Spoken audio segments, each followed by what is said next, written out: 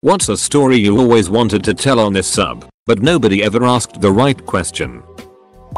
I always knew my great grandfather as the guy who lost his eye at an accident with a firecracker. This Christmas I found out that it saved his life twice. Once, because he had tickets for the Titanic, which he then missed because of the accident, and the second time, when he was supposed to fight in World War I.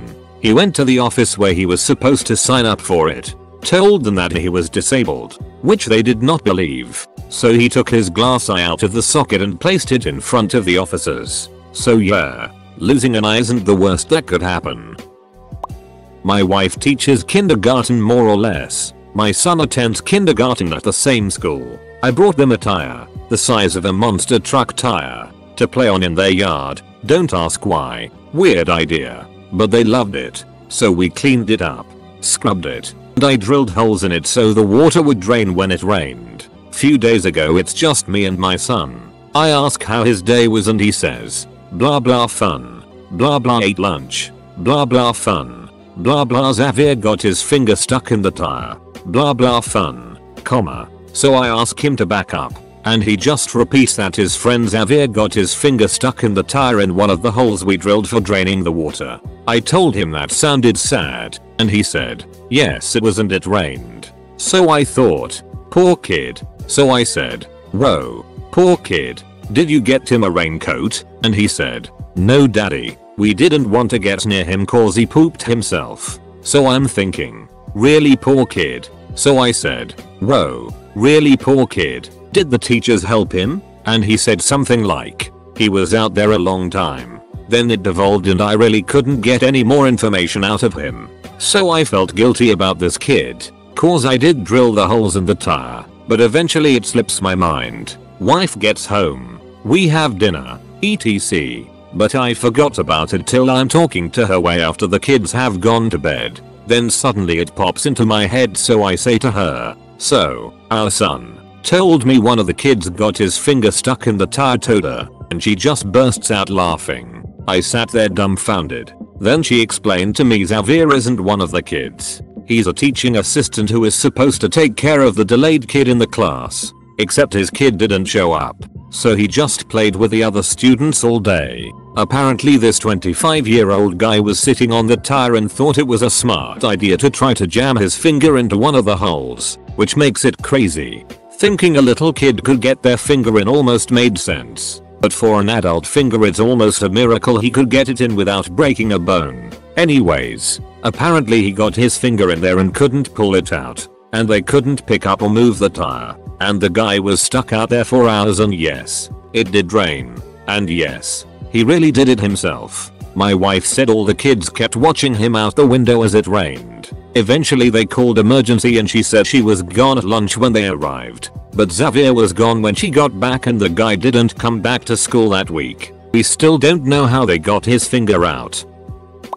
I noticed that whenever I'd order Jimmy John's for delivery, the drivers were either really uptight when I'd answer the door, or seemed very uninterested and wouldn't look at me. This was surprising, because I try to be really nice to service industry people. I was doing a group order and wanted to make a note in the comments section to bring extra napkins when I finally pieced it all together. My account had an old comment still in the special instructions tab, saying do not make eye contact at the door. I must have made it with my friends when we were drunk as a joke and forgotten. That means the past dozen orders or so will have that attached to the order ticket without me knowing. I was once hanging out outside a bar in a bad part of town. My friend and I were just waiting for an Uber when a group of sketchy duckers came up and started talking to us aggressively. We were 90% sure we were going to get robbed. I was just kinda over it. I had a bad day already. I just started making a string of D jokes in conversation until the guy said this guy's weird, and left us alone. My buddy and I went to the gym one night. It was a 24-hour gym and we're introverts, so we liked going late at night when it wasn't busy. Nobody else was there that night. It was around 1 AM on a weekday. I finished my workout first and hit the showers. I'm washing up in my little shower stall and minding my own business. Then all of a sudden, I feel cold water running down my back and my ass. That Sumich buddy of mine filled up a bucket of freezing cold water, snuck up behind the stall with his eyes closed, Obviously does not want to accidentally see my D or ass, put it over the stall door and poured it. I screamed in terror because it was so ducking cold and he was laughing his ass off. I decided to get him back. I was gonna flash my D at him. I finish my shower, and I overhear footsteps coming to the change room. The change area and shower area were separated by a thin wall. I decided this was the moment. I run to the change area in my towel, whip it out and yell, "Wanna see my D?" It wasn't my buddy. It was some random guy who showed up for a late night workout. I was mortified. I showed this dude my D. My buddy was outside the locker room dying. We never saw that guy at that gym again. For good reason. TLDR. My buddy poured cold water down my naked ass. I decide to flash him my dong as payback. Flashed someone else by accident. My family was once rescued from a hurricane by a Colombian drug lord. We lived aboard a boat and our engine went out while Wilma was forming around us. We ended up having to do an emergency tack into a hurricane hole that was in his territory. He helped us fix our engine, gave us advice on our next trek so we could avoid waters that were pirate infested, and invited us to his house for dinner. I wish I knew his name because my family would have been in serious danger were it not for his kindness. Drank 2.5 glasses of ouzo and some beer, then got thirsty and drank a lot. And I mean a lot of water. Next morning collapsed in the bathroom and ended up in a coma for 5 days. Turned out I got water poisoning. Could have died because of the booze and later because of the water but survived both. Moral of the story, with heavy booze use small glasses. Posted this before about how I accidentally pissed off the crows. Oh god, it's a long story. It started when these 4 boys around 10 or 11 would walk past my house every week to go swimming. And every week, 4 weeks in a row, outside my house the same kid got shat on by a massive crow. Obviously we found this really funny and didn't make the connection at the time he must have done something to piss the crow off. I was putting bird food out in my garden but I was getting loads of feral pigeons so I was trying to shoo them away, which this crazy crow must have taken offense to. Soon after I noticed that I was getting cawed at by crows all the time. No matter where I went there was angry crows cawing at me. That's when I googled crows and saw that they can hold grudges, recognize people, tell other crows about ossibud people. So I tried to make a peace offering by throwing food on my shed roof. My kitchen window, with the sink in front of it, overlooks the shed roof. After throwing food out I stood by the window doing the dishes. This must have also pissed this crow off. Later that day a crow started absolutely screeching and cawing. I went through to the kitchen to see what was going on when a huge birdit landed on my window. In 20 years there has been no birdit on that window because there is a big ledge above it. So this crow must have hung its butt over the ledge just to do that. I went to bed that night only to be woken up at 5 AM by screaming right outside my bedroom window. I live on the first floor so it couldn't have been a human. I googled crow screaming and sure enough that was the noise I heard. It had chosen the only window with a light on to do that. Later on that day there was a big crow sitting on a tree near that window. If anyone else went to the window it just stayed still, but if it saw me it started bouncing on the branch, like it thought it was funny. Obviously after the eating and screaming I wasn't going to give it any food that day. I did give it food the next day and it must have taken the hint because it never shat on my windows or woke me up by screaming again. However, for about 1.5 years, every crow for a mile radius around my house would angrily caw at me. Don't piss off the crows. I was hanging out at the river with my friends drinking a Capri Sun when I was 8 and a grown man we didn't know pointed at me and yelled "Aye, that kid drinking Capri Sun." My friends started laughing and one of his friends yelled, "Is it good?" To this day, I can't drink Capri Sun around those friends without someone saying "Aye, that kid drinking Capri Sun." TLDR. Not a story, but one time I went to sleep drunk, just after chugging 3 beers. Woke up with a boner while peeing straight up in the air. Yeah, it rained down straight on my face. I once got locked in the laundry room at my apartment complex and had to call the cops to get me out. I had a dream where terrorists were in the mall. I walked into a fast food chain and got shot. The dream didn't just end there. It ended with a wasted screen just like GTA. The most unexpected people I ever met under the least exciting circumstances. I was a janitor at a truck stop big rig mechanic place. They worked on semi-trucks, RVs, tour buses, whatever. Sometimes a mechanic was working late and there'd be some Joe Blow trucker or Midwestern family waiting to get their vehicle back. So one night I'm bebopping around, gathering trash or whatever, and turn the corner to see 6 Japanese men, all wearing black leather, studs, eyeliner, spiky hair and all, the MOest guys I've ever seen. Of course I'm like, what the duck? But we got to talking, and I find out they're a Japanese heavy metal band called Diren Grey. Never heard of them. They were on tour and heading to Seattle when they had some issues with their bus while passing through my state, Idaho. They were nice as hell and encouraged me to look them up, and I wished them a good tour and went about my work. One of my favorite memories. Totally bananas. Sweet boys. I worked at a hospital as a doctor's assistant in the orthopedics department. This one time there was a patient who stole a bunch of sheep, and when he was cornered by the police he grabbed one and jumped off of a bridge. When asked why, he said, "I thought sheep are soft like clouds so nothing will happen to me." Needless to say, he broke every single bone in his body. The second one I can't explain to this day. I was 17 at the time. I was lying in bed playing games on my phone, with my door slightly open. From my bed you can clearly see the corridor no matter what, even if the door is almost closed. My parents weren't home, probably buying groceries or something like that. After playing for a bit I got this weird feeling. A feeling that unfortunately I'm very familiar with. You know when you're alone but you can feel something staring at you? That restless feeling in your neck, back and arms. You feel like something is waiting to meet your eyes. That feeling. At this point, since I'm used to it, I usually joke around and say things like welcome, or hey what's up buddy? But I didn't this time. I was almost paralyzed, so I just kept ignoring it. I got so anxious that I glanced at my door, and that was one of the worst mistakes of my life. I saw a huge old man, with no feet, bluish long coat, white hair and beard walking from one side to the other. He was amazingly fast. Again, I was alone. 17 and I've never seen someone like this in my whole life. I ran to the door and closed it as fast as I could, sobbing in terror. I didn't hear any noises and I didn't see his face. I just know that I called my parents and they came back to find me crying. No evidence of someone breaking in. Nothing missing. Front door of my apartment completely locked.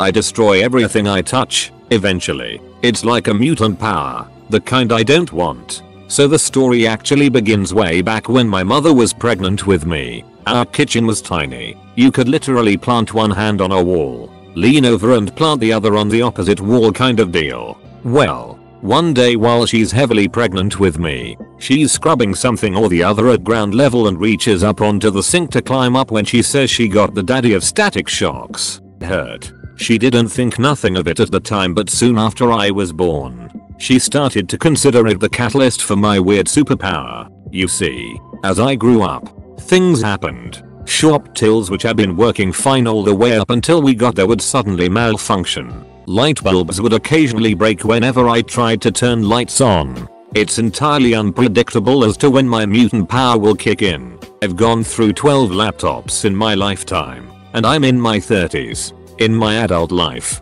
since leaving home, I have broken 6 oven elements, 8 kettles, 2 TVs, and just last week, as I made Christmas dinner, I tried to open the oven to check on the turkey and somehow, the handle that had been quite solid up until that very moment, came off in my hand. TLDR, my mutant power is bad luck JUU. I once got on the local news for selling pulled pork, but they switched my name with someone else's. I got my finger stuck in a door and I had to tear off my entire fingernail. My dad, brother and myself took our catamaran, small 2-hulled sailboat kind of thing, out at one of the Florida Keys. We needed to cross under the 7-mile bridge to get to the beach where the rest of the family was at. We had the clearance according to my dad, but apparently the tide was in. Our mast barely clipped the side of the bridge and started to capsize, but it kind of settled and just sat there. We decided the best thing to do was to just flip it the rest of the way and go with the current. We all had great life jackets and were solid swimmers, so we weren't worried drowning. While we were trying to flip the catamaran back over, It can be done. A Coast Guard cutter pulled up and got my brother and I on board. They tied the rope from the mast to the back of the boat and got it up eventually with the help of my dad. They wrote my dad a ticket and we continued to the beach. My dad made us swear not to tell my mom. Well, that lasted about an hour because people had been fishing off of the old bridge and came to tell us at the beach that there were sharks circling us the entire time. I'm really glad I didn't know that at the time. This sounds like I am very bad but my first house I lived at out of college had a bunch of guys above up we were really good friends with. One night I'm home alone and there's a knock on the door. I open it to a huge man in a clown mask, painted black, and grunting. Now I'm not a fighter or anything like that. Nonetheless I ripped off the mask and threw a punch, only for me to pull my punch at the last moment. It was one of the upstairs guys. He went around for the rest of the night telling anyone who would listen, "Dude, don't scare the chick downstairs." Probably the only baddest thing I've done in my life. When I was young, I had a job and one of the tasks was to drain carboys of water. The water collected from the AC drainage. The nearest drain to dispose of it was in the men's room. So once every 2 weeks I would drain these carboys. The bathroom was small. 1 urinal, 1 stall, 1 sink. I was pouring the carboy out in the sink when the big boss came in and goes right to the urinal. Since it was a small bathroom I thought I'd give him space and started to tip the bottle back up so I could get out of his way. Boss man has an accent I wasn't very familiar with. He says, "No, don't stop." I thought it was kind of strange but maybe he has a hard time going and liked the sound of water pouring. Turns out he meant to say no, don't stop. Why? Because the plumbing was backing up. The urinal pulled Old Faithful and geysered a sweet combo of toilet water and urine all over him. He looked like he got an answer wrong on a Nickelodeon game show. It was a good time. I work as a housekeeper for the elderly. Once had a client who was 97 years old. She was the youngest of 14 children. Had only one sister who was still alive but she lived in Canada. We live in the Netherlands. She had never been married, never had kids and she was extremely lonely. She lived in an apartment all the way at the end of the hall and couldn't walk to the entrance anymore so she usually just sat inside. One of her hobbies had always been painting. But then she got arthritis and couldn't hold the brushes so she stopped. She started reading to keep the loneliness at bay, but started going blind. I was usually the only person to visit her. I was there every week for 2 hours. We talked a lot. One time, it was nearly Christmas 2011. She told me 2012 was going to be her last year. She was spot on and died the 3rd of January. The same day she told me that, I was in her kitchen humming some kind of Christmas tune. Now what you need to remember is that she was 97. Pretty much blind. Couldn't really walk anymore etc. Suddenly she said, "You couldn't hold a tone to save your life." I started laughing a little because she was so right and she said yes. There's nothing wrong with my ears. Guess it's more one of those stories where you had to be there. But still, one of my favorite work encounters in 15 years. When I was a kid we had a cabin on a boat access only lake. We were the only cabin on the arm of the lake and the opposite side of the lake. Think long and narrow lake. Had a train trestle and a train that would pass by twice a day and honk at us and wave. One day while we were fishing on the dock we noticed the train stop on the tracks and continue to sit there for a good hour. We didn't realize why until we saw the conductor hop out and wave at us with both arms. Not knowing what was going on we hopped in our boat and headed across the lake. Once we arrived we realized what was wrong. At the far end of the lake there was a cattle ranch. The cows had gotten out and were now wandering the tracks and blocking the train. Behind them was the trestle over the water they didn't want to cross and in front of them was the train, whose engine was loud and they didn't want to pass. We had some colorful beach towels in the boat so my dad, me and my twin sister jumped up to shore with our towels and proceeded to herd the cows past the train engine back towards the farm. Apparently beach towels are more terrifying than a train engine. Eventually the train gets to move on and we spend the next hour or two herding cattle down the tracks to the farm. We had to stop halfway and had a bit of trouble however as one of the cows had been hit by the train and had been dragged hundreds of feet down the tracks. It wasn't pretty, it smelled awful, and my sister became a vegetarian for the next year. Eventually we got the cows home minus the one fatality. This might sound crazy but it's totally true. Many weird things happen to me. A lot. So I'm always scared to tell most of my friends and family because they would just think I'm crazy or something. So the first one might just be a type of condition that I'm not familiar with. When I wake up, I usually check my phone, roll around for a bit and then get up. But sometimes when I wake up I see hexagons. Like golden white hexagons that are transparent in the middle. It's not only in the center of my vision, but everywhere. They are kinda shiny and then they fade one by one. I'm 100% sure I wasn't sleeping and this already happened twice now. They last for about 3-6 seconds but it is super weird. I told my family about this one and I guess they didn't really believe me. But when I googled it and found out that there's people like me out there, I guess they did. I was with a friend of mine depositing a bunch of checks one time. He said, "Careful. Someone is going to think you're a drug dealer with all of those checks." I said, "I would not accept checks if I was selling drugs." The teller said, "Right, it's hard enough to get drug dealers to accept US currency." This was an ask, but I couldn't find it. I hated, and still hate, my kindergarten teacher. I'm just gonna call her W. For the sake of not revealing her name. She was awful. I have an anxiety disorder. I was nervous around new people, and she would try to tell me to stop being nervous and just go talk with the other kids. I was also afraid of the dark, like most kids were. However, one time when she turned off the lights for movie time, I cried because I was scared. She called my mom, and I cried even more. She would call my mom every time my anxiety would get in the way of some group projects. I also have arachnophobia, and we had a lesson on bugs, and she tossed a rubber spider into the group of children. It landed on my head. Let's just say it was a lot of screaming. We had a fire lesson every October. She would always tell us to stop, drop and roll. We had to practice doing exactly that. When it was my turn, I stopped, dropped, and cried. She called my mom for that too. She had been teaching kindergarten since my mom and dad were teenagers. I had always felt scared around her. Then I moved to a different town, and my first grade teacher was a lot nicer. So anyways, thanks for listening to me rant.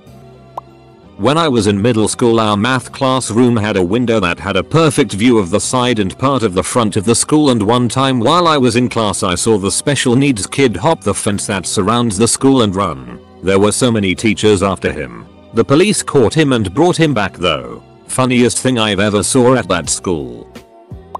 One time, as an innocent child, I discovered I had no gag reflex. How, you ask? Well, we had a freaking competition in year 3 in the class because we were so bored. Each person grabbed a pencil and slowly started putting it down their throat.